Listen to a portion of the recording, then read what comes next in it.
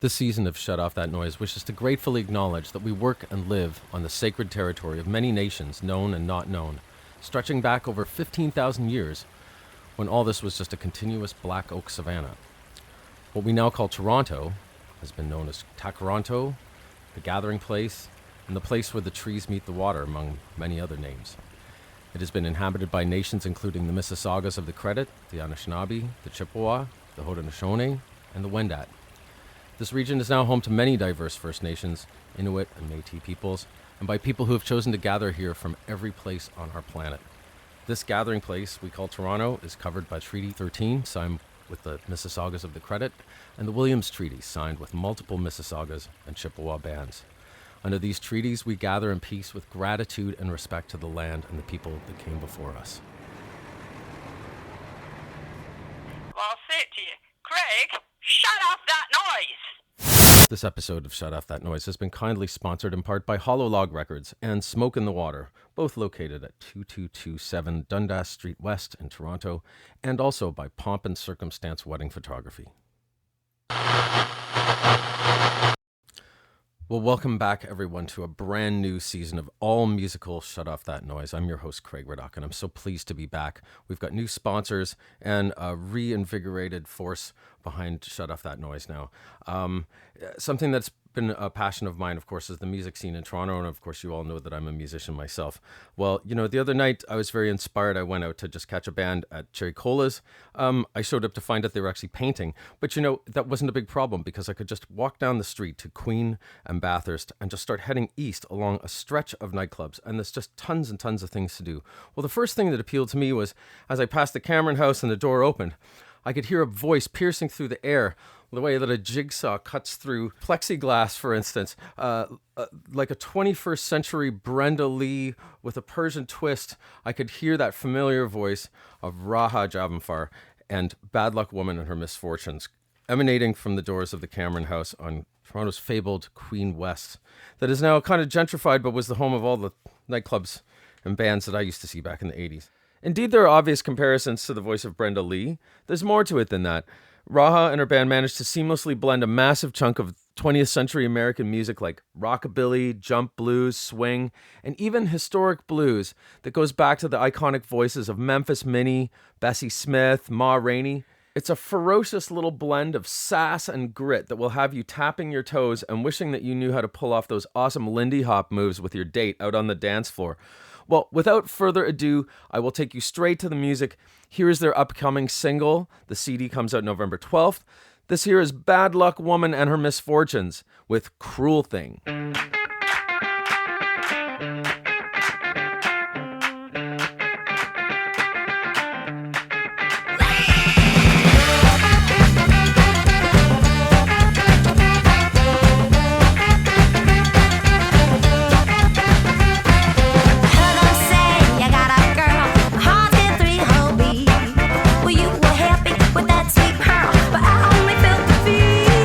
I know it's not the same no more, but baby, for you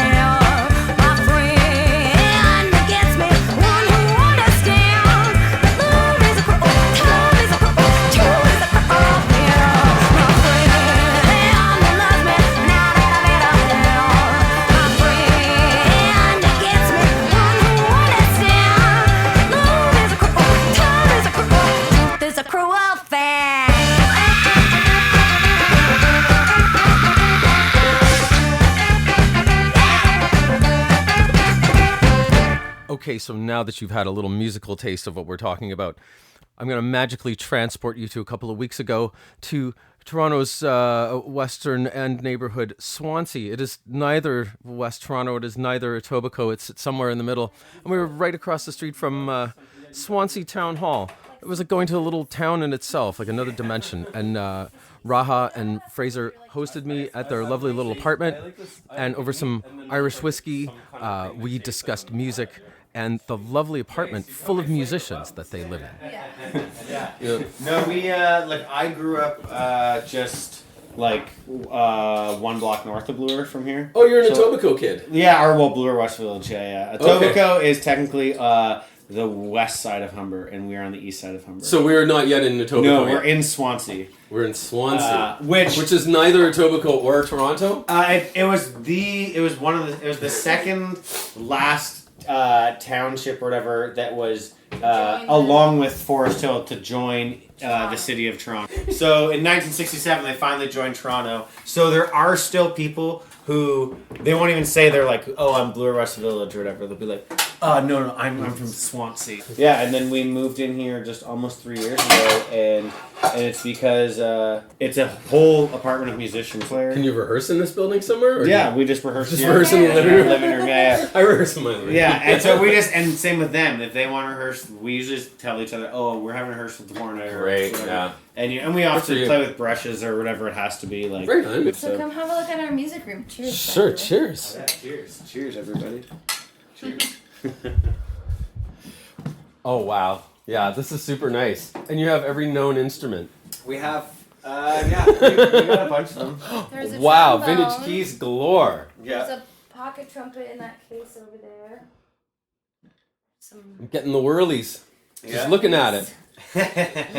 Few Wurlitzer, Fender Rhodes. What's under that? This A is Maestro or Maestro 612P, and I kind of have to get it fixed up right now, but it's kind of a cross between a Rhodes and a Wurlitzer. Yeah. a Douglas copy of a Hofner Beetle bass. Bass is a relatively new instrument to you, right? Yeah, So totally. Well, you seem to have mastered it, and hardly. you've got like a short scale one, and it's still got the boom. It's like you got a lot of boom out of that for sure. So I usually play this Gretsch. That's a short scale. It's not out here. That one's a short scale. My first bass I had was a Music Master, also a short scale. okay, And then I've got this Bronco bass, also a short scale. nice. Do you have a first instrument, or did you just learn them all at once, like when you're young? Like was there one that's I'm definitely a violinist. Violinist? Yeah. Okay, right. Yeah. So you kind of got pushed into like what do you were from a young age like in a sort of a formal musical education, like Yep. was that sort of pushed on you, or is that something you were like, mom, I want to play violin? I don't think I ever said, Mom, I want to play violin. I was like way before I could speak. I think a violin was placed in my hands. My dad's a musician. My dad's a classical musician, a conductor and a violinist. Wow. Okay. And so he taught me. I think I was like four. Yeah, I think I was 4. I don't think I was 3. I think it was 4. When I started, I do remember when I was like 6 or something, they put me in Orff classes. Have you guys ever taken I remember Orff? Orff, yeah. I know Did you ever do Orff? I know Like, of that. Yeah. Okay. which was so fun. It was just like playing little xylophones and wood My blocks teacher named and Mary percussion Right. and Okay. It's a stuff, music and method with lots of like Yeah. colored. Is it like It's a xylophones lot with of colored? rhythm, Which and like is and then just like really fun instruments that you can just like bang away at and make sounds and stuff, percussion, Nice. and xylophones and stuff. And I distinctly remember I have this like memory of being in my home, like in Iran. I grew up in Iran, or was born there. I was there till I was 8.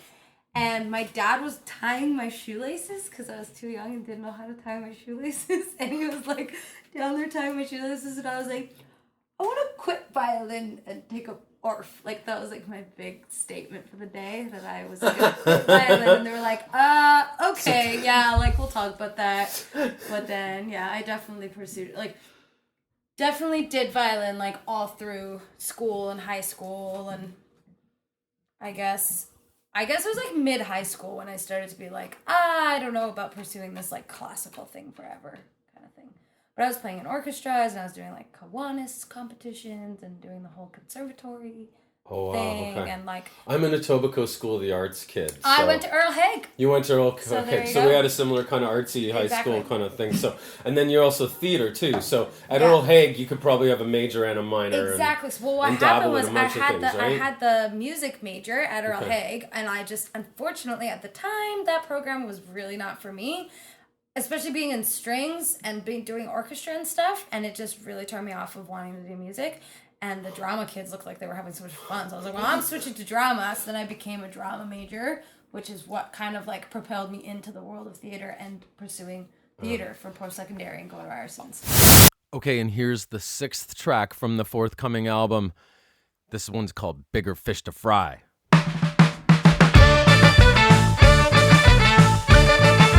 The landlord is knocking, the bank man is talking, my phone bill is past due. The heater is broken, the furnace is smoking, the internet is cut off too. And my baby's gone and left me to weep and cry. I ain't got time to look at me in the eye, no, I got bigger fish to fry. Hey, I got bigger fish to fry. Roof is leaking, my car is squeaking, nothing but mustard in the fridge. Laundry's reeking, and I am freaking out, I'll end up under the bridge. And my baby's gone and left me to weep and cry. I ain't got time to look at me in the eye, no, I got bigger fish to fry. Hey, I got bigger fish to fry.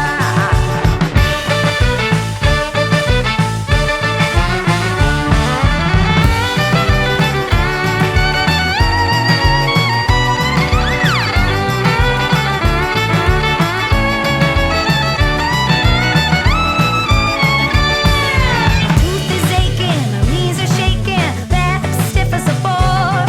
Migraines attacking, I woke up yakking. Oh, won't you help me, Lord? And my baby's gone and left me to weep and cry. I ain't got time to look at me in the eye, no, I got bigger fish to fry. Yeah, I got bigger fish to fry.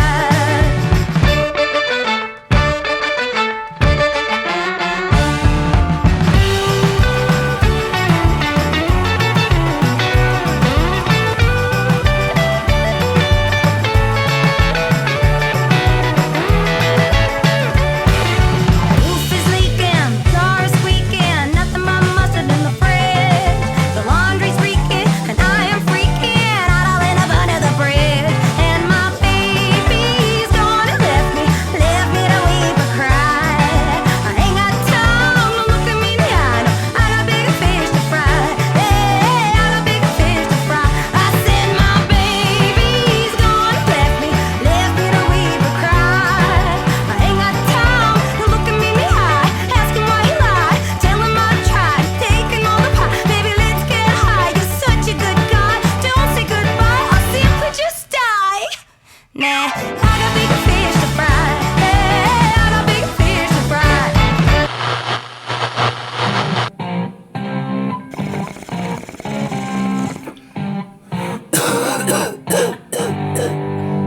So Tim, what do we got going here at Smoking the Water? We got bongs, we got papers, we got grinders, we got lighters, we got pipes, we've got seeds, we've got CBD.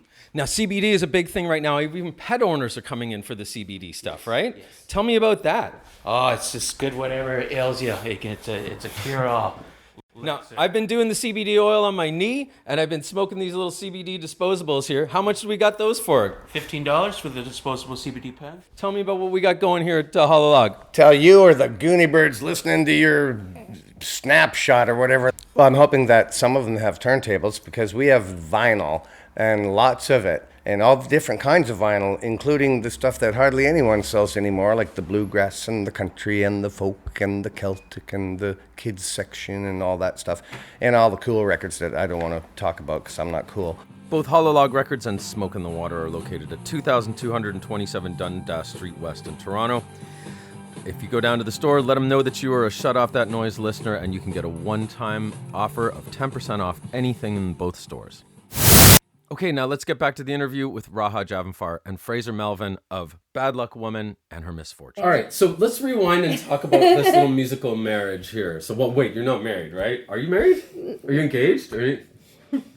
There's no plans? Not yet. Babe. There's plans. So how long have you guys been together, basically? Coming up on 5 years. Okay. And were you pals before that in musical cohorts, and then Fraser She's my bartender. Fraser has the Fraser Melvin band that plays at the Cameron House. They have a regular monthly gig at and the that's Cameron. still going on. Yeah. Is it this? Second Friday of the month, after yeah. 5 years. Second Friday of the month. And I used to bartend at the Cameron. And I used to live there at the time as well, actually. Okay. I was living upstairs. So you'll know Nigel and the Run with the Kittens guys. Yep, all of them. Check out the episode on Run with the Kittens. Oh, sweet! Yeah. So Fraser used to play there. I used to bartend there. And then I was like, oh yeah, this guy, whatever. And basically the thing is, so I was coming up on my 30th birthday, and I really wanted to shake things up. And like at the time I was playing a lot of violin, and I was playing fiddle in this Western swing band called the Double Cuts, and we were playing at the Cameron like on a regular thing. We had like a weekly thing and stuff. And I just was so into this music that Fraser was playing, and I wasn't very familiar with it at the time, really. That kind of like 50s blues and R&B sound. And so then I was like, I want to do that. And then I guess I wanted to start a new band. So, and for some reason at the same time, I also had this infatuation with like learning bass. I can't really remember why or like what the story was with that. But I borrowed a bass from my friend Arif, and I started just like learning it a little bit. And then the first song I just kind of offhandedly learned was Bad Luck Woman by Memphis Minnie. And then I was like, okay, I'm going to just put together like a show. It'll be for my birthday. I'll do like a show at the Cameron. It'll be like my birthday party.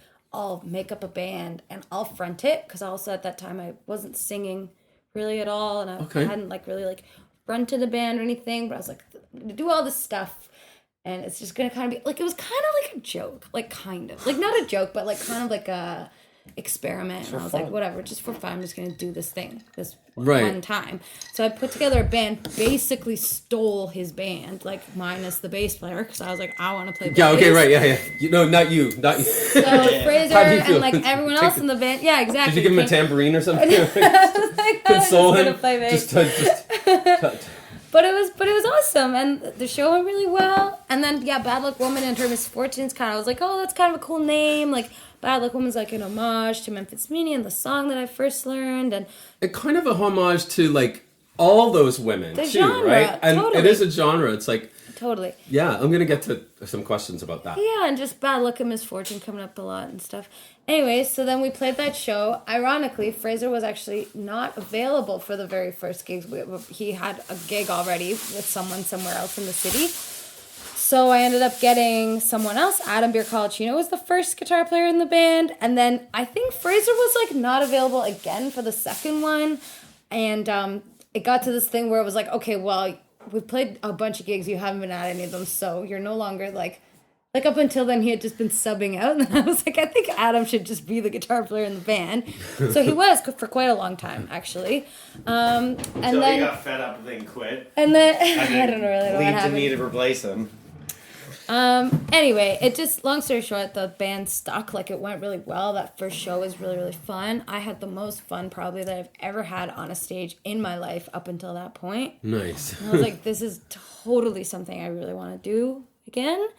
And then, through time, it's just evolved to become a 4-piece. It was more, there were like more horns that first show and stuff. So at the start, it was like sort of historical covers and that sort of old sort of material. Totally, yeah. And then when did the original writing sort of start? And is that a collaboration between the two of you? It's a collaboration between the whole band, I would say. Definitely Fraser and I will work on stuff a lot first. So you write on your feet? Because we live like, together. in the rehearsal space? Like. Yeah, so one time we went away, we did like a writing retreat at this farm out near Perth for like 4 or 5 days. That was, I think, 2 years ago, actually. It's been quite a while. And we went with everyone, the whole band, and we all just went out there and wrote some songs and worked on them. Since then, I don't know. I guess like I'll come up with an idea and then I'll bring it. There was like 2 or 3 songs on the new album where you basically wrote all the lyrics like in your head and you came up with most like 80% of the music, and then I kind of added a few chords and stuff and made a few changes, and then as a band we kind of arranged it again once more. Yeah. But yeah. Which I really like. That's kind of what I want. Like, even though it's like Bad Luck Woman and then the others or whatever, I really, really feel the vibe of like a band when it comes to our collab and It's got a creativity vibe to and, it like, to have the. it's totally like, I don't know. These guys make it what it is. So I really, really like it being a band. Do you think of the Bad Luck Woman as kind of like a stage persona or a nom de plume that you can kind of work under, or is it's just a cool name and that's the name? No, I'm trying to figure that out. I mean, maybe it's a whole other conversation, but like, yeah, I don't know.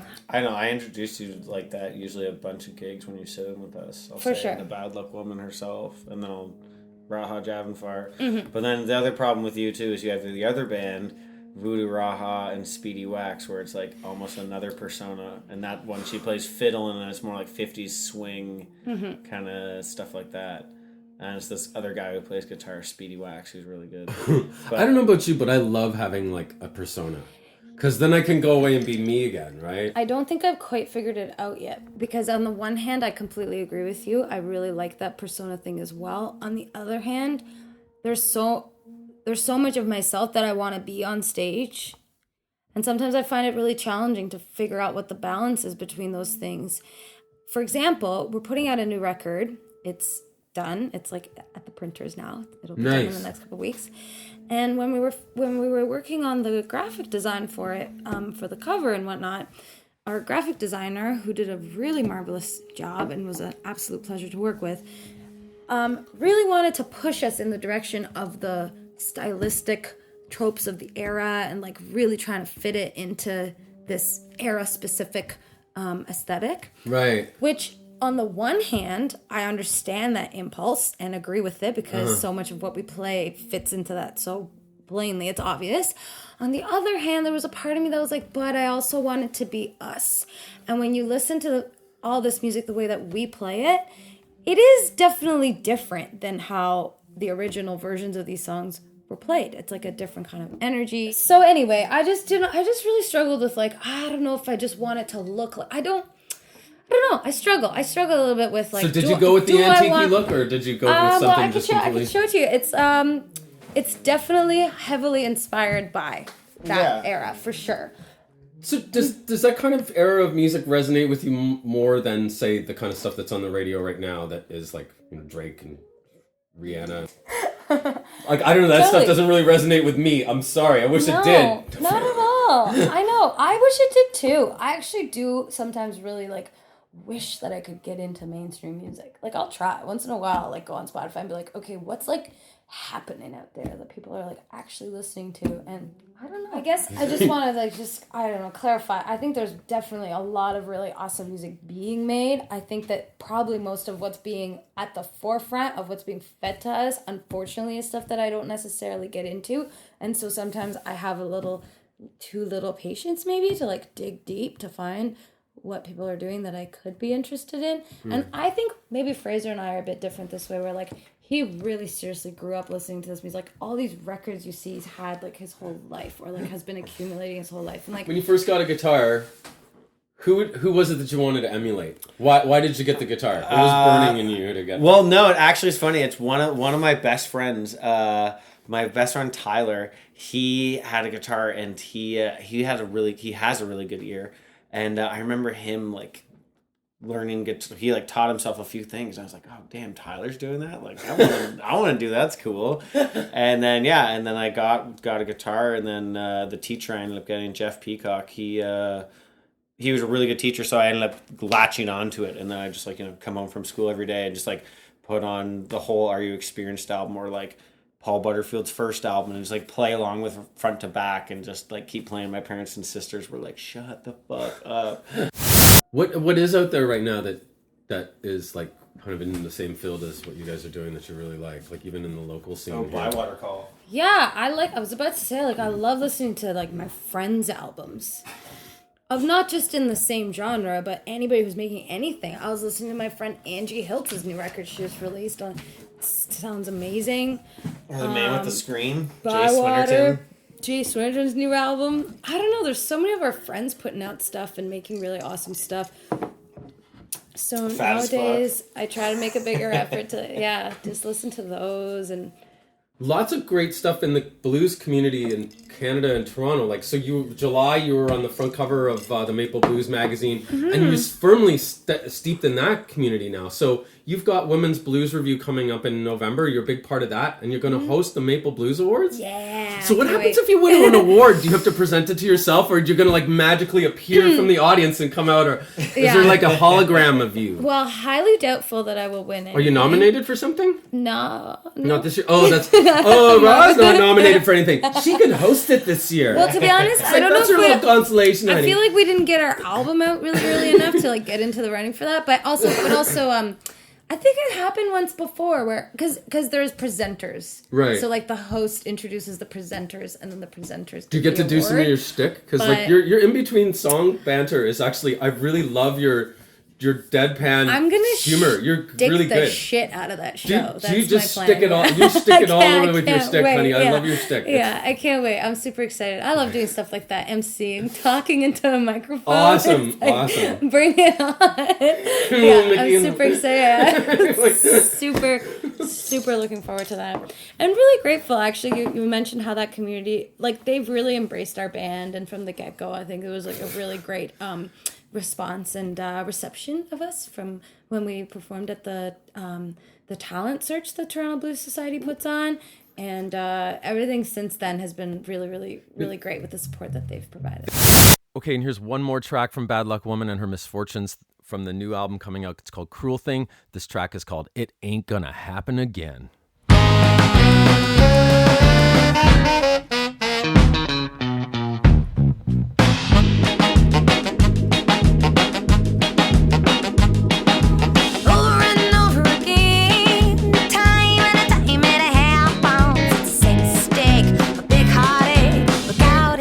Don't never let it happen, that ain't gonna happen again. Oh, one day after another, you will love me every hour, and then one look and I'm off the hook. Look out, it happened, don't never let it happen, that ain't gonna happen again.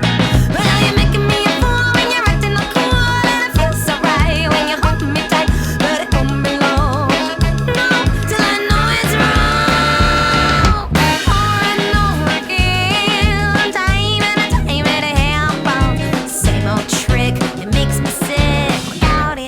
I'll never let it happen, it ain't gonna happen again.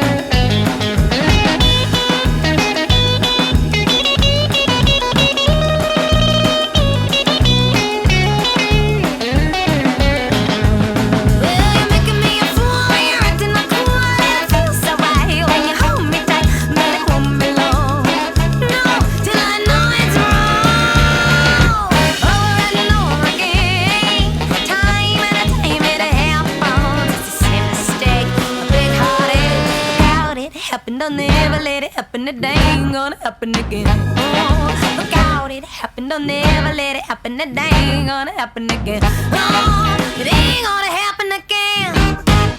So, just before we head out, just some entertainment listings. Mozart's Don Giovanni is at the Ed Mirvish Theatre through till November 7th. The Fireworks Festival is on at the Alumni Theatre. You got to check that out. That runs through till November 24th. They're down at 70 Berkeley. Mark Anthony's playing at the Scotiabank Theatre tomorrow night on Friday.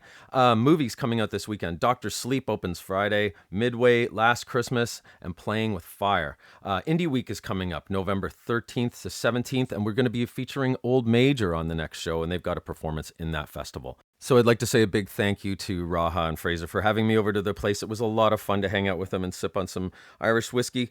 You can catch the Fraser Melvin Band every second Friday of the month at the Cameron House on Queen Street, and you can catch Bad Luck Woman every Tuesday at the Cameron. Their CD release party is yet to be announced, but stay tuned and we'll let you know about that. So I want to thank my sponsors, Pomp and Circumstance Wedding Photography, and the two stores that are side by side, Smoke in the Water and Hollow Log Records. Until next time, I'm your host, Craig Riddock, and you've been listening to Shut Off That Noise. See you next Thursday.